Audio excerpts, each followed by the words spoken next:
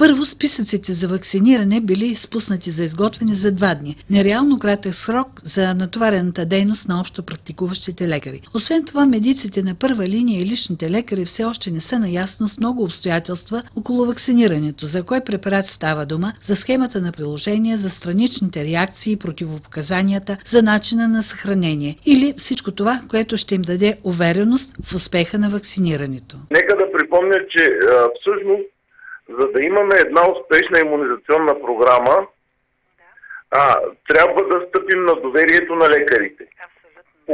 Когато лекарите са убедени и препоръчат на своите пациенти, успеха е 80 и повече процента, което е по световни данни. Ако лекарите не са убедени, процента на успеваемост на която и да е имунизация няма да надвишава 20-30. Много от лекарите настояват в века на медицината, която се основава на доказателства, да са наясно всички обстоятелства около ваксината, която и да е тя, тъй като Народното събрание е гласувало за купуването на 4 вида ваксини. Също така липсва яснота и за дозирането, за ограниченията, кога и в какъв етап на преболедуване се прилага. Според доктор Христо Димитров, общо практикуващите лекари повече от всички държат тази пандемия да приключи по-бързо и то успешно. Той успокои тези, които се колебаят. Нека да кажем така, ваксината е нещо, което няма по-добро от него, когато имаме тежко вирусно заболяване, и това е доказано в няколко века от едрата шарка насам.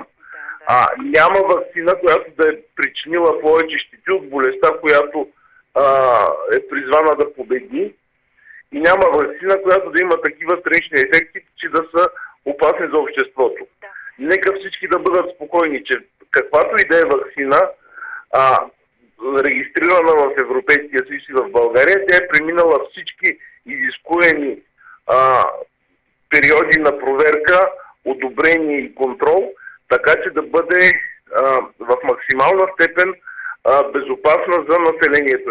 Но както всяко лекарство, и при ваксините има странични реакции. Затова още практикуващите лекари настояват в отвореното писмо за правна защита, т.е. всички, които ще извършват вакцинации, да бъдат застраховани от съдебно преследване от страна на пациентите чрез съответен юридически документ, така както това е направено в Великобритания.